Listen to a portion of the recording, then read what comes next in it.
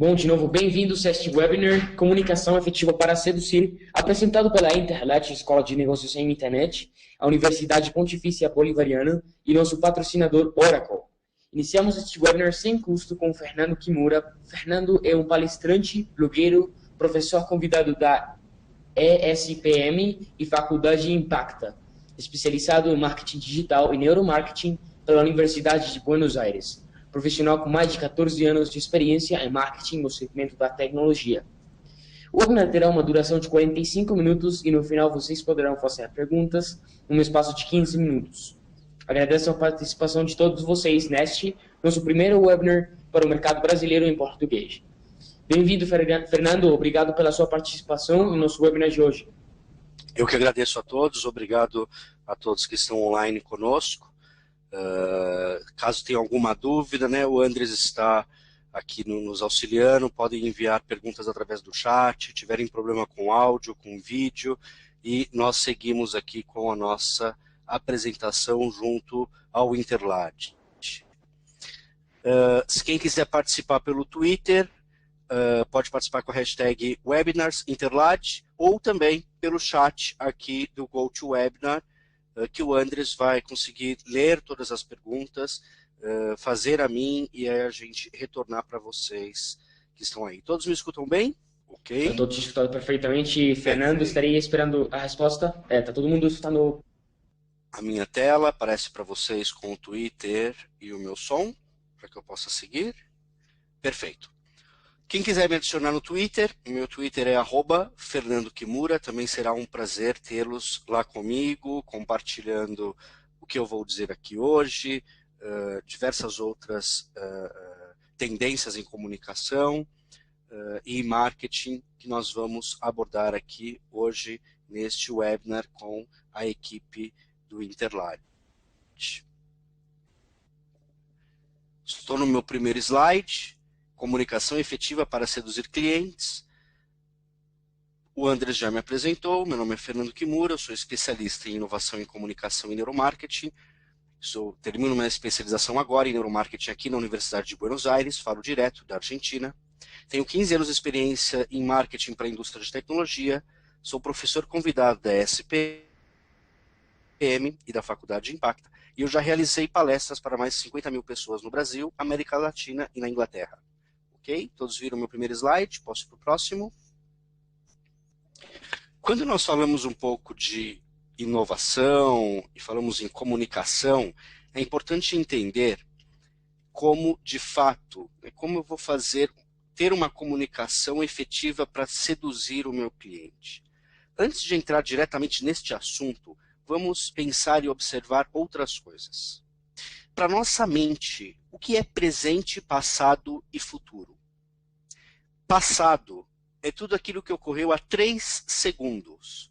Isso foi descoberto por um psicologista comportamental israelense chamado Daniel Kahneman, que chegou a este número de que passado é tudo que ocorreu há 3 segundos para a nossa mente, para o nosso cérebro. Por esse motivo, quando nós dissermos ou nós pensamos no futuro, ou seja, amanhã, existe uma grande diferença, já que o passado vive a 3 segundos de todos nós. Por isso que o futuro, né, e como será a comunicação do futuro, é algo que de fato nos inspira as pessoas, inspira a indústria, inspira diversos canais, como eu vou apresentar aqui, para conseguir contextualizar as novas tendências em comunicação. O futuro é uma palavra que de fato inspira o homem e inspira diversas coisas, né, que nos rodeiam. Uma delas é o cinema. O futuro que inspira o cinema, nós podemos ver ao longo de vários anos, como em 1962, os Jacksons, né, o desenho animado dos Jacksons, que observavam, e eles andavam através de esteiras rolantes, e os homens falavam através de imagem, vídeo e som através de uma televisão, Hoje isso é possível, estamos fazendo agora uma apresentação virtual, eu aqui em Buenos Aires, o Andrés está na Bolívia, né, desculpe, está em Bogotá, na Colômbia, e várias outras pessoas conectadas no mundo todo. Então os Jacksons observaram isso e de fato isso hoje é uma realidade. Outro filme muito importante para a gente entender de quanto o futuro é algo que nos inspira foi o De Volta para o Futuro. Esse é um filme de 85 que conseguiu observar como seria o futuro, o uso de hologramas, portas com abertura de leitura digital, enfim, muitas das coisas, skates que voam, né, o tênis que seca automático, muitas das coisas ali criadas e observadas em 1985 até hoje não são reais, até mesmo porque eles observaram muito mais à frente do que de fato a gente inovou e a gente até mesmo avançou. O Homem Bicentenário é um filme interessantíssimo que ele observa como seria, né, um homem, um robô que nunca morresse, né, como seria essa relação dele com as pessoas. Minority Report, um filme de 2000, já tem quase 15 anos, aí, 14 anos, e é um filme que nos mostrou o uso de previsibilidade, né, como um crime vai acontecer, e antes que aquele crime aconteça, as pessoas consigam saber, né, a polícia conseguia saber daquilo e evitar com que aquilo acontecesse. Isso hoje não é tão mentira se a gente para observar as possibilidades que existem no momento em que nós temos dados disponíveis na internet e a gente pode utilizar esses dados para prever diversas coisas que podem acontecer ou diversas tendências que existem com os nossos produtos, nossas marcas ou necessidades de coisas que as pessoas estão falando na internet e que de fato são produtos que não existam. Né? Então, Minority Report, que parecia ser tão algo tão ficção, de fato não é tão ficção assim, né? E muitas tecnologias que foram apresentadas nesse filme hoje são realidade. E um outro filme muito interessante, datado de 2002, é o Inteligência Artificial, que ele tinha relação de robôs dentro da vida das pessoas, só que esses robôs tinham a possibilidade de amar. Então, como seria diferente se um robô de fato pudesse amar? Uma coisa interessante de todos esses filmes que eu falei é que 3 deles, De Volta para o Futuro, Minority Report e Inteligência Artificial, são do mesmo diretor que é Steven Spielberg.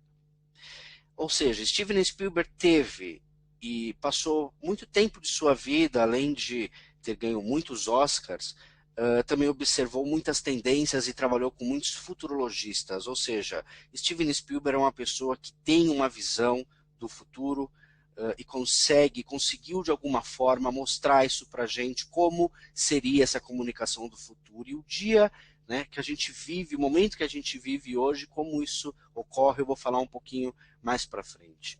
Falando ainda de cinema e de como o homem e o cinema inspira o homem, eu vou falar de um outro assunto interessante que nós vimos em vários filmes, isso foi retratado em vários filmes que falam sobre o presente e o passado e irem até o futuro, que é A Máquina do Tempo. Né?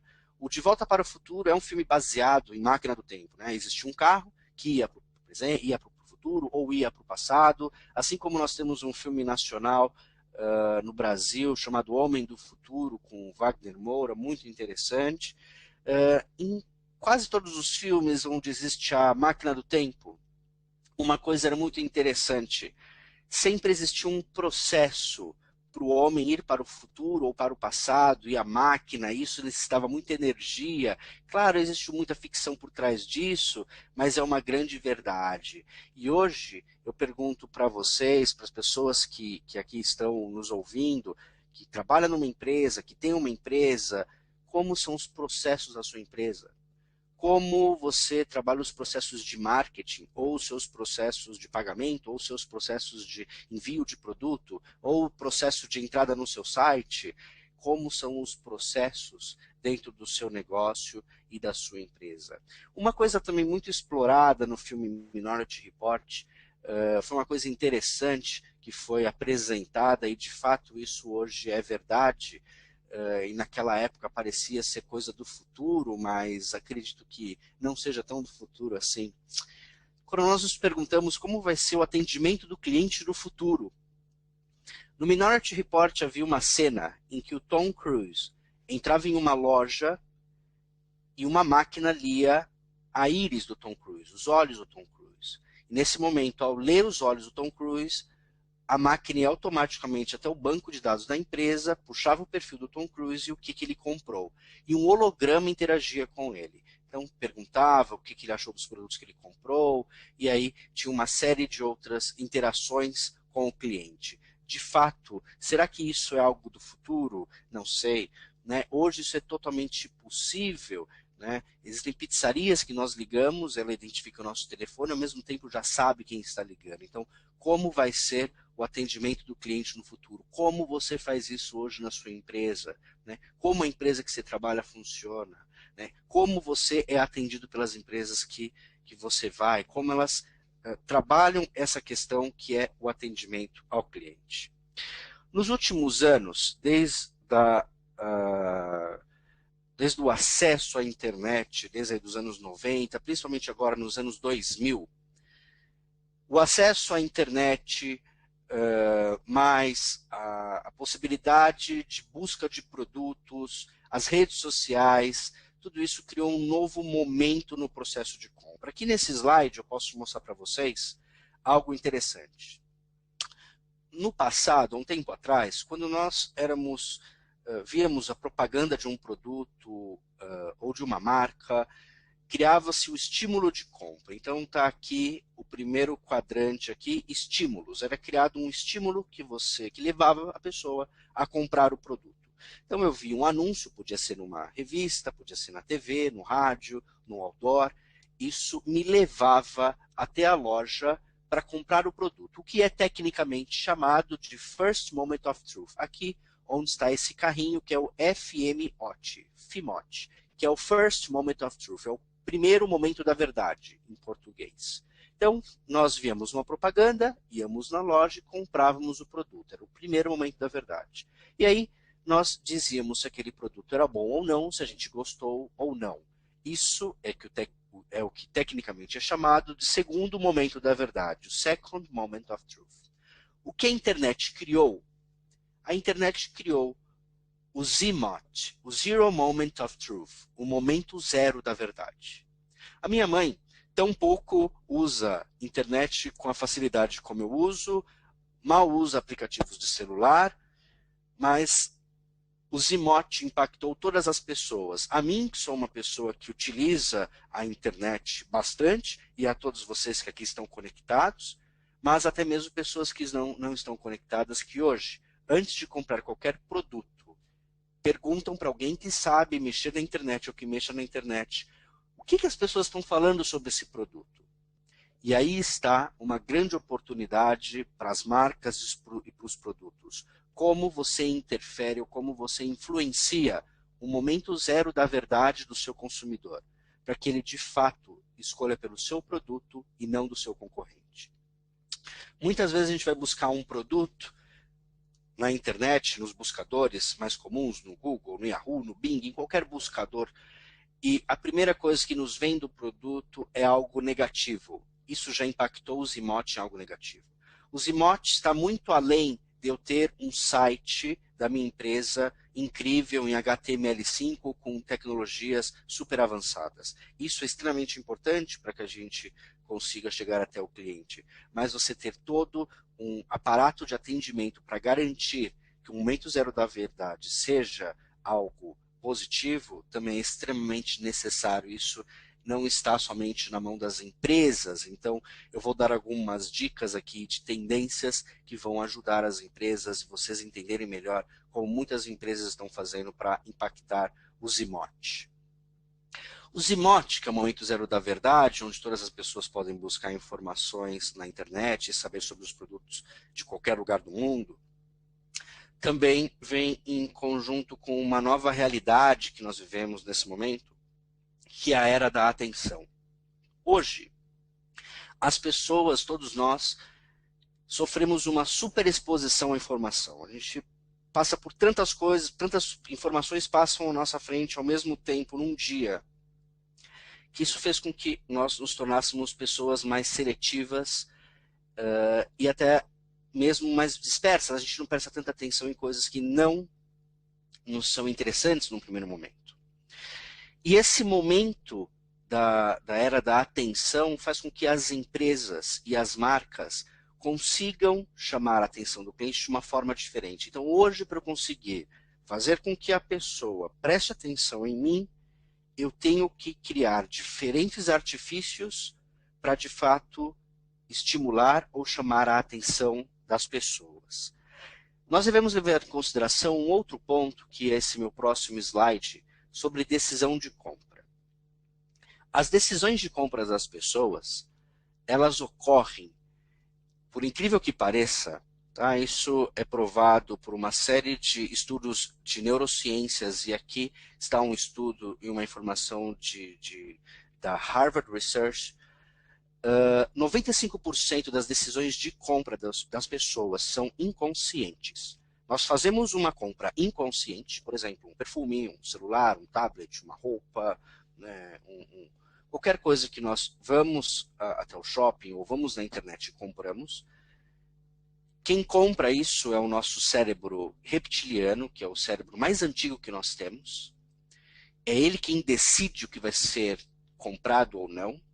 E com o cérebro, o córtex pré-frontal, que é o nosso cérebro mais novo, ele acaba tomando a frente de dizer, né, o cérebro reptiliano compra por alguma emoção, eu já vou falar um pouco melhor sobre ele, e o nosso cérebro córtex pré-frontal acaba criando, na verdade, as razões por que a gente comprou aquilo. De repente, quando você comprar algo muito caro, por exemplo, você comprou algo muito caro porque aquilo te remeteu a alguma emoção. E aí, às vezes, no momento que você fala, poxa, mas como foi caro?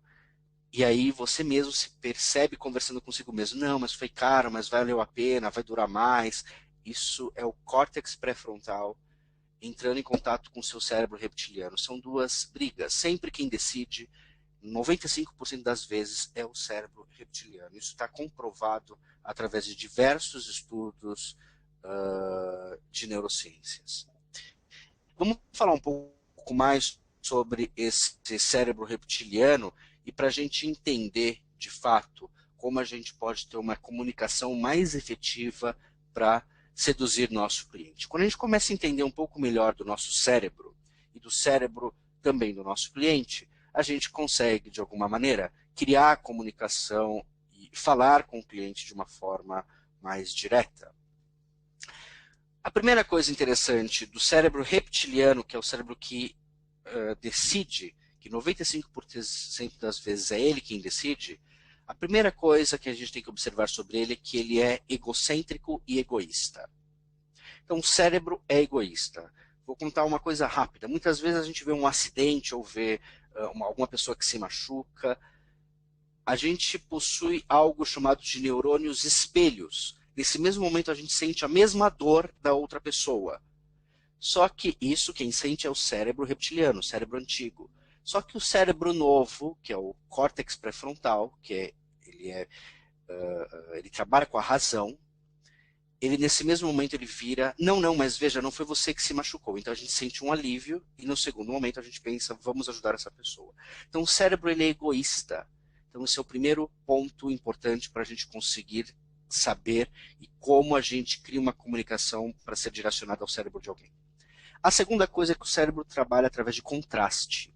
Isso é muito interessante porque no momento em que ele trabalha através de contraste, ele trabalha através de contraste e tangibilidade, que é que eu falo aqui no item 3. O que seria isso? O cérebro antigo, ele tão pouco sabe ler. Quem lê é o cérebro novo e ele somente vê imagens do cérebro antigo. Né? Ele se preocupa simplesmente em que o corpo esteja ok, né, que a gente esteja bem, e ele busca prazeres ou benefícios imediatos. Então ele nunca busca algum benefício, algum tipo de retorno a longo prazo. Então isso a gente consegue explicar muita coisa sobre vícios, por exemplo, né? O vício é algo que imediatamente sacia o cérebro reptiliano, que ele busca a todo momento. Por isso que o vício está muito ligado, é muito difícil pessoas que se viciam em algumas coisas conseguirem se desconectar. Então, quando a gente fala de contraste e tangibilidade, o cérebro antigo, ele também é muito tradicionalista, ele não acredita nas coisas, diferente do cérebro novo. Por que existe o novo e o antigo? Para que existe um equilíbrio. Diferente dos animais, o homem é o único ser que tem o córtex pré-frontal, que acaba funcionando como um filtro para fazer com que o cérebro antigo não tome somente as decisões, porque senão ele sempre vai ser grosseiro, ele sempre só quer que nós sobrevivemos. E o cérebro frontal, ele é responsável pela sociabilidade. Então, por isso que o homem é sociável. Essa é a grande diferença do homem para qualquer animal. Só a gente tem o córtex pré-frontal tão bem desenvolvido. Quando a gente fala de contraste tangível, o nosso cérebro, ele não acredita muito nas coisas, o córtex pré-frontal. Desculpa, o reptiliano, o cérebro antigo. Por isso que muitas propagandas mostram antes e depois, né? Veja, propagandas às vezes de emagrecimento ou de transformação. Então, isso é para fazer com que o cérebro consiga observar um antes e um depois. É contraste e tangibilidade. Outra coisa interessante é que o cérebro reptiliano, nosso cérebro antigo, ele gosta de coisas que têm um começo, meio e fim. E ele, por não ser muito antigo e não entender muito da realidade, ele gosta muito de histórias. Ele é extremamente visual. Ele não consegue ler as coisas, mas ele enxerga as coisas. É com o cérebro reptiliano com que a gente enxerga. E ele é responsável por nossas emoções. Então, aqui a gente vai contra uma coisa que a gente sempre fala, né? Uma metáfora, que as emoções vêm do coração, mas de fato elas estão no nosso cérebro e elas estão aí dentro do cérebro reptiliano, né? Então, ele é responsável por diversas emoções que estão alocadas em diversas partes do nosso cérebro. E como a gente atinge melhor esse cérebro reptiliano aqui, fazendo um depara no momento em que a gente consegue entender um pouco melhor desse cérebro? O cérebro reptiliano, por ser muito egoísta e egocêntrico, ele entende muito a palavra você, ele responde muito pela palavra você. Está comprovado via estudos de neurociências que a palavra você, you, tu, a palavra você em diversos idiomas é uma das palavras mais fortes. Isso vai de encontro com duas novas, não tão novas, mas duas tendências de marketing, que é Customer Centricity, que são as empresas e os produtos serem voltados para o consumidor. Então, a comunicação ser voltada para o consumidor. E Marketing 3.0, que é um conceito de Kotler, que também fala de um marketing voltado para o consumidor. O cérebro reptiliano também é ligado muito à credibilidade, o que eu acabei de falar de contraste e tangibilidade. Antes e depois, diversificar estilos, ele gosta de histórias e que a gente diversifique a forma como as informações cheguem para ele. Por isso, que uma estratégia muito usada pelas empresas é gamificação. Então, as empresas hoje, muitas vezes, elas, ao entrar no site, ao invés de eu responder, por exemplo, para a empresa saber o que eu preciso, ela me faz entrar num jogo, e nesse jogo eu respondo uma série de coisas, e aí ela me dá um resultado daquilo que para mim pode ser melhor. Isso acontece há muitos anos, pessoal. Em revistas existem gamificação, em embalagem de produtos existe gamificação. E isso é usado hoje na internet e vários outros canais. Ele gosta de histórias, né? Então, para conseguir entrar no cérebro reptiliano das pessoas é importante, e aí vai de encontro com uma técnica chamada storytelling. Por isso, que quando nós vamos ao cinema, nós nos encantamos com o que nós vemos nos filmes, e por mais que seja a maior mentira ou a maior ficção possível, a gente acaba se envolvendo por aquele filme. Os maiores filmes, aí, os filmes mais famosos, os livros são best-sellers, as histórias sejam ficções, essas histórias vão direto para o cérebro reptiliano. E ele é muito ligado para a emoção. Uma coisa importante da emoção é que a nossa cabeça, o nosso cérebro possui diversas sensações. Por exemplo, emoções é quando uma sensação acaba se tangibilizando. Amor, alegria, ódio, raiva. Nós temos diversas emoções e diversos sentimentos, muitos deles não descritos, né? Como a gente fala, frio na barriga. Isso é um tipo de emoção que a gente não consegue, muitas vezes, tangibilizar. E as empresas e as marcas usam de emoções para fazer com que o produto ou a marca seja lembrado. Se eu falar para todos o que aconteceu no dia, o que você estava fazendo no dia 20 de outubro de 2001? Tenta lembrar no dia 20 de outubro de 2001 o que você estava fazendo.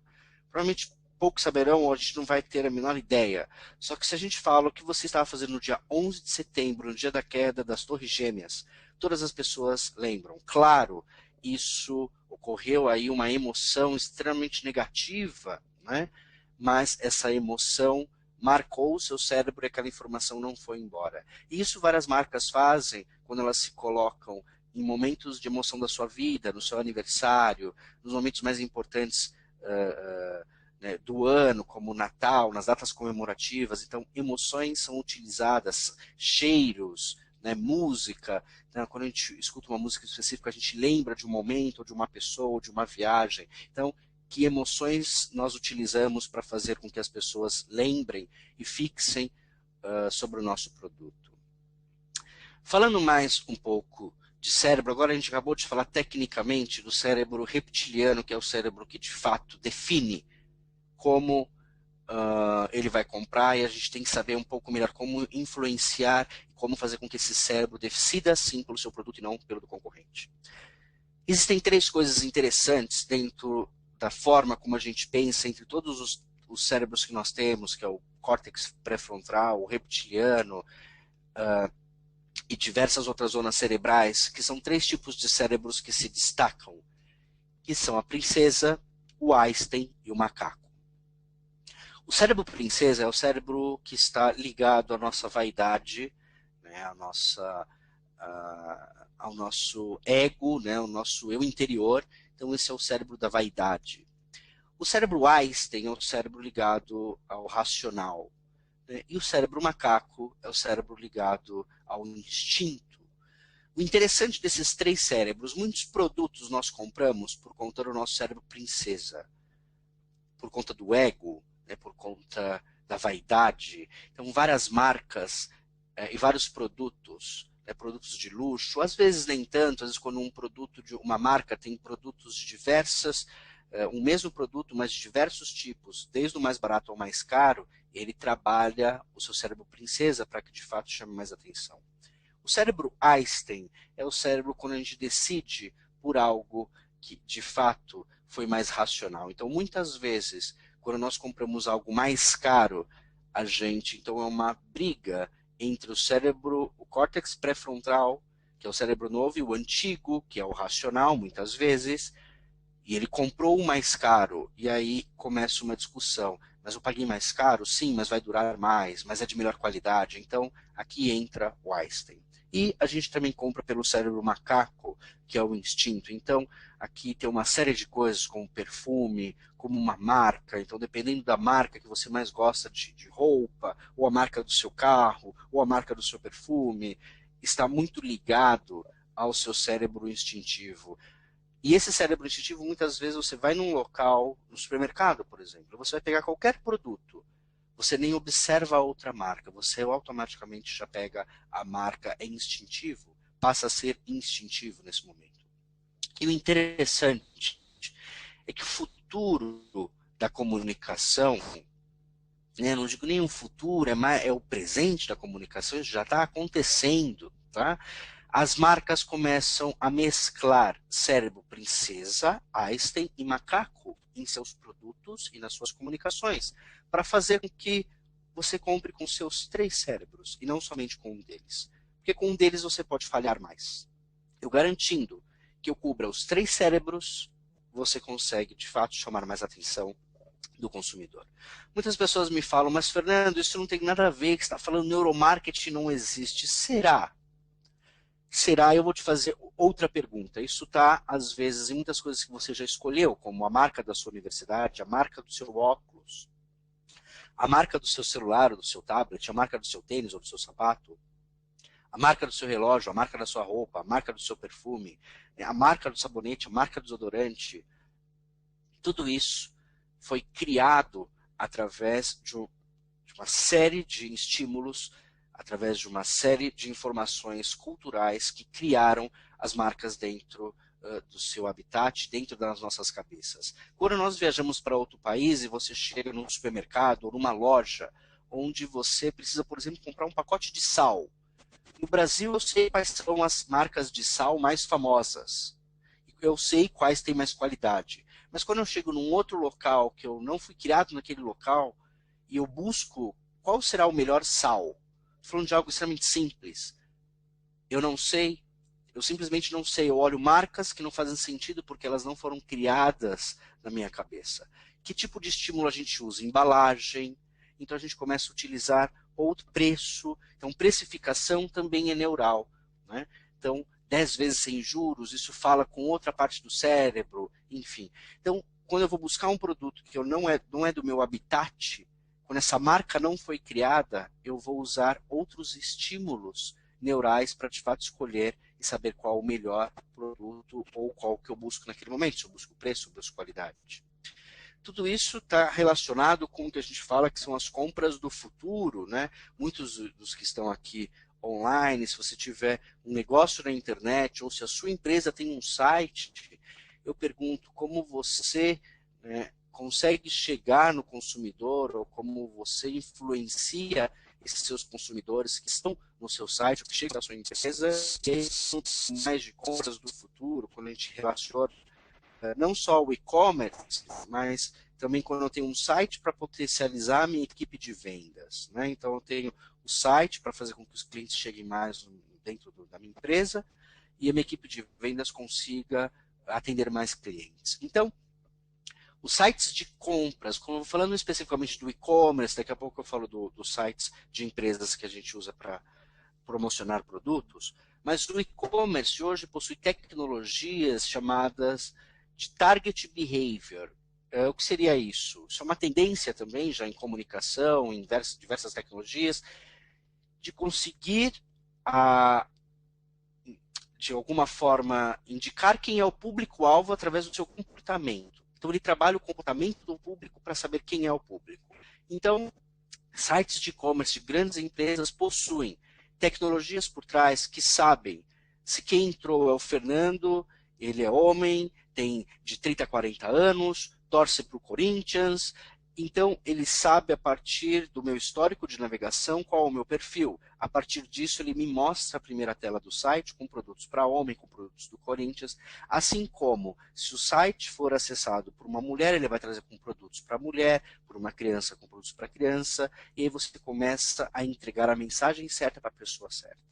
Como é que eu consigo fazer isso dentro da minha empresa, por exemplo? Se eu tenho um site e eu vendo qualquer produto ou serviço, né, eu vendo seguros, ou eu sou um escritório de advocacia, eu posso, de alguma forma, ir na internet e buscar que meu anúncio apareça numa rede social específica, como LinkedIn ou Facebook, apareça nessa rede social somente para pessoas de tal idade que moram em tal cidade ou que estudaram em tal local, ou que são casadas ou que são divorciadas. A partir desse momento você cria um perfil e o seu anúncio aparece para determinadas pessoas. Isso até um tempo atrás não era possível.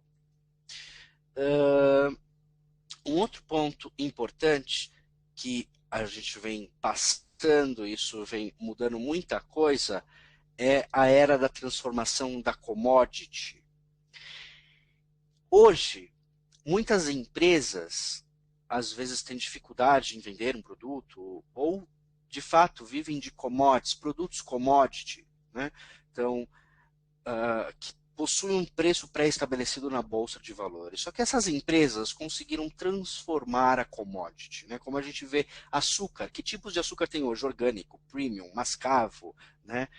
Açúcar e fit, ou seja, milhares de tipos de açúcar. Água, eu tenho água com menos sódio, sem sódio, com gás, águas que custam $1, $10, $1.000. Eu tenho água dos preços mais diferentes possíveis, mas isso não era commodity. Café, né? O café foi transformado em commodity. Joia, isso é um mercado que sempre trabalhou a transformação da commodity. O ouro, as pedras preciosas ou semi-preciosas possuem o seu preço, só que a joia, né, as grandes joalherias, os grandes designers sempre transformaram a commodity, conseguir fazer com que aquele produto que tem um valor específico passe a ter muito mais valor.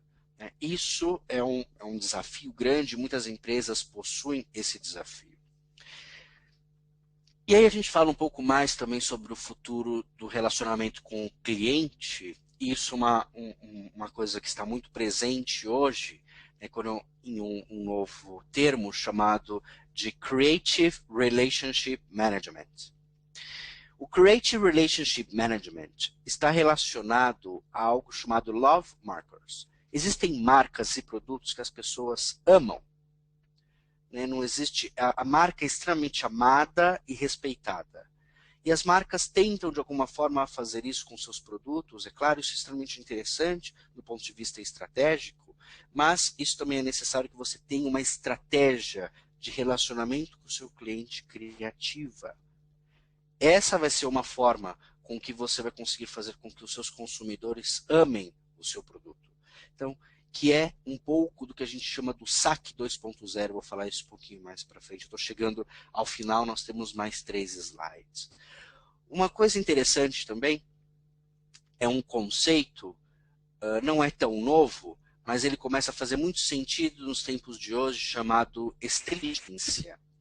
A inteligência está relacionada ao poder de raciocínio e assimilação que uma pessoa possui. Logo, uma pessoa que tem alta inteligência tem alto poder de raciocínio e assimilação.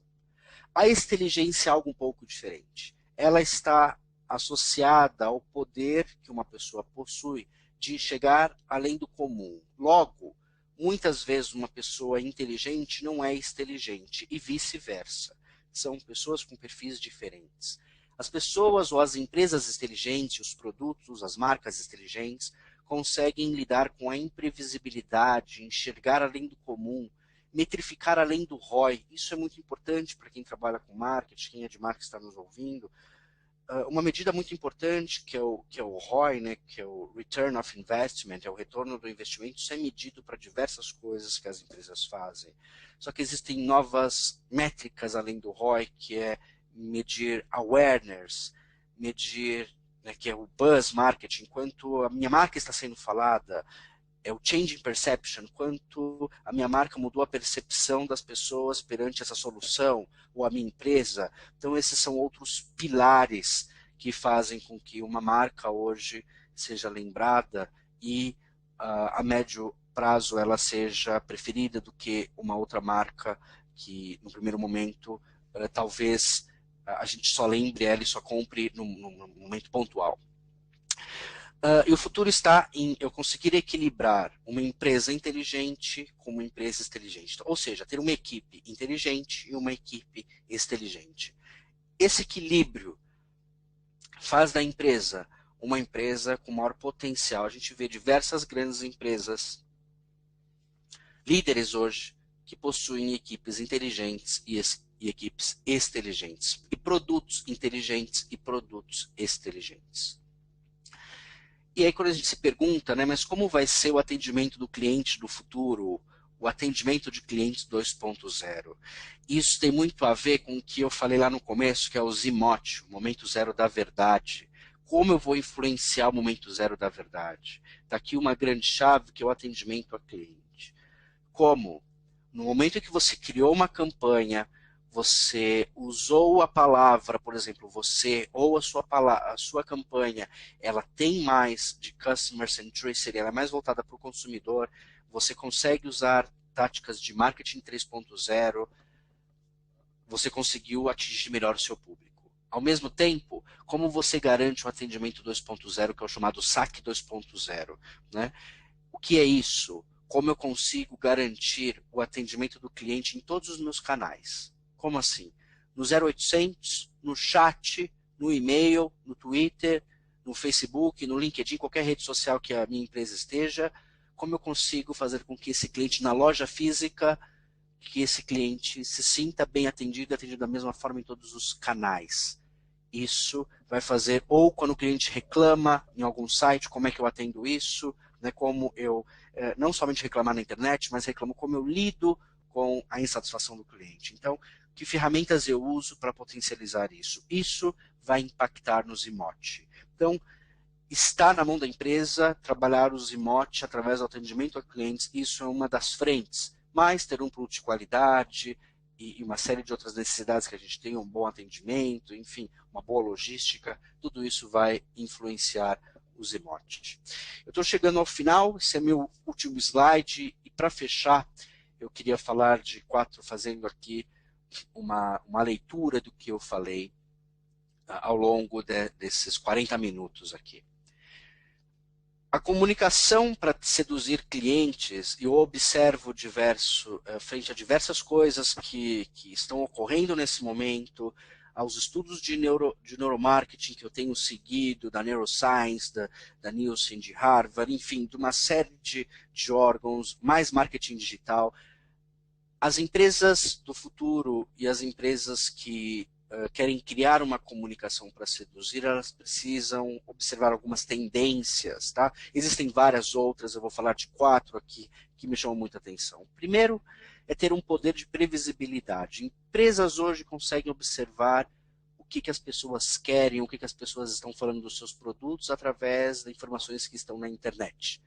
Isso é um poder que poucas empresas talvez tenham, ou algumas tenham, mas que muitas possam vir a ter, e aí você vai passar ao item 2, que é ser uma empresa mais inteligente, ter informações que estão na internet ou que estão dispersas, e você conseguir conectar e observar as coisas de uma forma diferente. O terceiro é ter um atendimento com o cliente mais criativo, né, ao momento que você não seja tão altamente formal.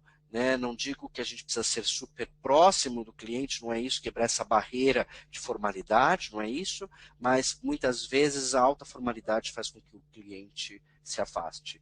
E o quarto item é como sua empresa trabalha hoje para atingir o inconsciente, levando em consideração que 95% das compras e das decisões de compras são feitas através do nosso cérebro inconsciente. Eu queria agradecer a todos os participantes que tivemos aqui hoje. Me coloco agora para qualquer pergunta e resposta. Vocês podem fazer aqui através do chat, do webinar, do GoToWebinar, que o Andres vai me ajudar a responder.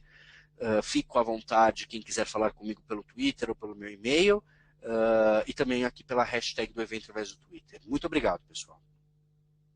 Ficamos muito obrigado para todos vocês. Okay. Fernando, muito obrigado pela sua apresentação. Como o Fernando falou, ficamos abertos às perguntas de vocês, estarei lendo para ele. Muito obrigado de novo, Fernando, sua apresentação muito boa. Bom, temos uma pergunta da Micaela, ela pergunta que é obrigado. Inteligente e exteligente. Ok, Micaele, me ouve?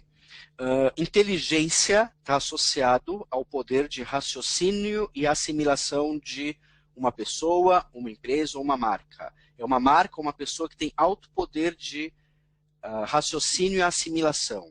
Exteligência é um pouco diferente.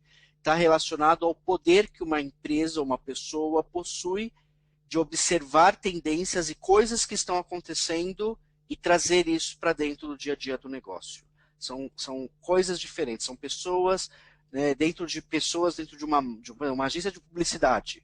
Você tem o criativo, que ele é mais exteligente, ele observa coisas, e você tem o inteligente, que é aquele que talvez desenhou melhor qual vai ser o canal, o público, o que eu quero de retorno. Esse é um perfil de um profissional inteligente. E o exteligente é aquele que está conectado a várias coisas e consegue, a partir de vários inputs que ele tem do exterior, colocar dentro do modelo interiorizado. Muito obrigado, Fernando. Temos mais uma pergunta do Gabriel Derício. Ele pergunta, Fernando, como posso me especializar mais na área do neuromarketing e comportamento do consumidor? Perfeito, Gabriel. Existem diversos cursos, no Brasil tem poucos, tem na Argentina curso de neuromarketing, existem vários livros também hoje sobre neuromarketing, então acho interessante, existem livros em português, né, tem um que chama A Lógica do Consumo, muito interessante, indico para você, está em português, ele fala bastante sobre esse assunto.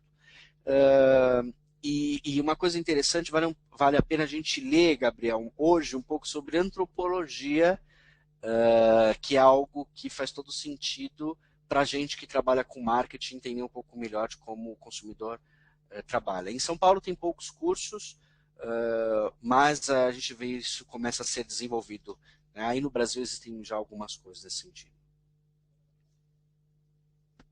Obrigado, Fernando, de novo.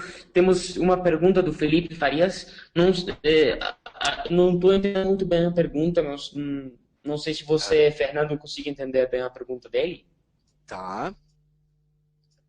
A pergunta é, Fernando, como você é a comunicação aplicada ao marketing digital? Acho que faltou uma palavra por aí. Como eu vejo, talvez, né? É ótimo. Felipe, Como né? você vê. É isso aí. Isso, Felipe. Dentro do marketing digital, tem muitas dessas coisas que eu disse, né? Principalmente quando a gente vai criar uma campanha na rede social, como eu faço com que, e tem tudo a ver com né, se você trabalha com isso, às vezes você faz um anúncio, na primeira semana ele chama atenção, depois ele não chama mais. E as próprias redes sociais falam para a gente mudar o anúncio. Então, como você cria imagens que façam com que o seu consumidor consiga ler através de uma imagem. Lembre-se que o cérebro é visual e é egoísta, então o que eu sinto é que aquilo é para mim. Né? Então, quando eu falo de neuromarketing, isso é extremamente aplicável ao marketing digital, porque no marketing digital a gente tem uma outra riqueza, que é o target behavior, né? Que é aquela outra ferramenta que hoje eu consigo falar com quem eu quiser através da internet. Então, na hora que eu associo isso com como eu crio a peça publicitária, você pode ter mais êxito dentro da sua campanha digital de marketing, você pode ter certeza. Perfeito, obrigado de novo, Fernando. Não sei se tem mais alguma pergunta do nosso público, dos nossos assistentes. Quando a seguinte palestra pelo webinar? Joana, a seguinte palestra em português da Interlat.tv será, deixa eu ver a data exatamente quando que é.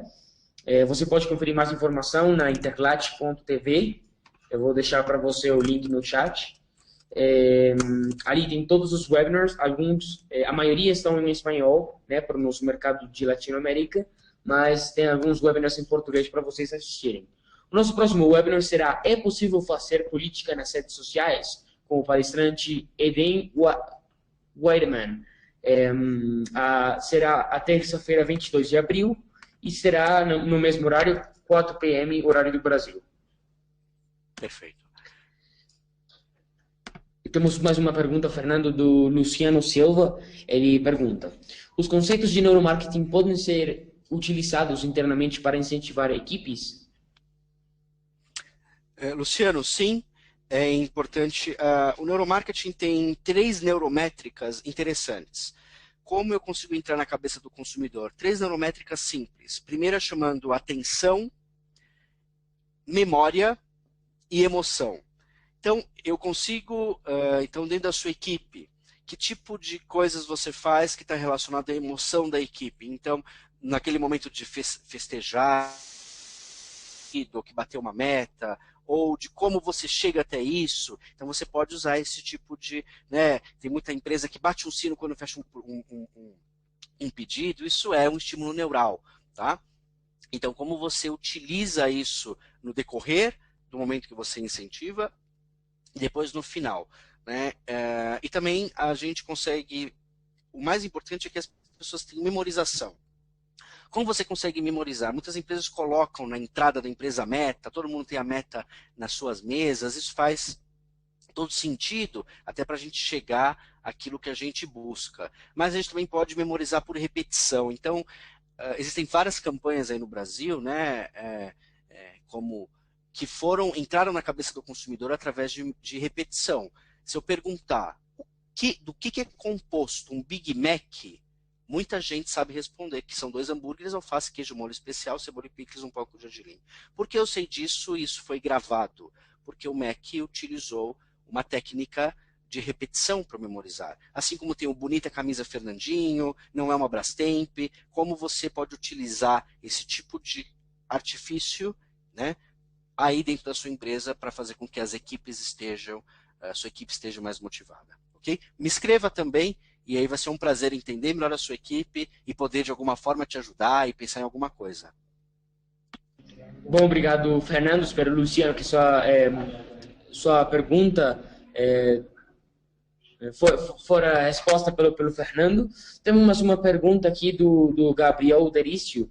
Ele pergunta: qual é a diferença entre neuromarketing, web analytics e BI? Eu acho que é Business Intelligence, Fernando. Não, na verdade, Gabriel, neuromarketing é a associação de neurologia com marketing. Okay? Então, pessoas que trabalham com marketing começam a trabalhar com neurologistas para entender, no momento em que eu vejo um vídeo, ou que eu vejo uma embalagem, ou que eu vejo uma camiseta de um produto, o que passa no meu cérebro e quais são as zonas do cérebro que se manifestam frente àquele produto ou àquela comunicação. Então, muitas marcas usam para criar camiseta de time de futebol. Eles criam 10 tipos de camisetas, tá? E aí eles fazem uma pesquisa com várias pessoas através de uma máquina de ressonância magnética. A pessoa vê a camiseta e aí a máquina verifica qual é a área do cérebro inconscientemente que é tocada. Então, qual é a camiseta que inconscientemente as pessoas mais gostaram. Ok? Então, isso faz todo sentido no momento em que, para várias empresas, elas criam produtos ou comunicação. Isso é neuromarketing. BI e Web Analytics BI, por exemplo, é Business Intelligence. Então, é uma empresa que tenha um sistema de Business Intelligence. Então, você tem dados na sua empresa e você usa esses dados para ter mais inteligência, saber que cliente compra mais, que produto eu vendo mais. E o Web Analytics é observar tendências da web, né, para você conseguir entender dados e ter um pouco mais de inteligência de fora para dentro da empresa. Então, são informações diferentes, são coisas diferentes, mas podem se conectar e auxiliar com que você tenha uma campanha mais interessante. Perfeito, obrigado, Fernando, de novo. Acho que não temos mais perguntas por agora. Não sei se algum dos nossos assistentes tem alguma pergunta adicional. Por enquanto, eu agradeço a participação do Fernando. Eu convido vocês a participarem no nosso próximo webinar sem custo. O webinar é titulado É Possível Fazer Política nas Redes Sociais? Ele será apresentado no dia 22 de abril, terça-feira, 4 p.m., horário do Brasil. Vocês podem clicar no link que eu enviei via chat para todos vocês, ou ingressar diretamente a interlat.tv, esse é o nosso canal de negócios sem internet, e assistir aos nossos webinars em português e em espanhol. De novo, obrigado, Fernando. Obrigado para todos vocês terem compartilhado com o nosso hashtag CXRedLeague. Agradecemos a participação da Oracle, nosso patrocinador oficial, e agradeço também a participação dos nossos assistentes nesse nosso primeiro webinar em português. Muito obrigado. Bom, Fernando, obrigado. Não sei se tem alguma coisa mais que você queira falar para a sua audiência, Fernando. Qualquer pessoa que precisar de mais informações pode mandar pelo Twitter ou no meu e-mail, que é contato@fernandokimura.com.br. Fico à disposição para auxiliar qualquer pessoa que tenha alguma dúvida. Meu site também é fernandokimura.com.br, lá vocês conseguem meu e-mail. Eu agradeço, obrigado, Andres, e a toda a equipe do Interlat. Muito obrigado, Fernando. Então, estou deixando o e-mail do Fernando no chat também. Muito obrigado para vocês todos. Vamos fechar o nosso webinar, agradecendo de novo a sua participação. Espero que tenha um bom dia e uma boa semana.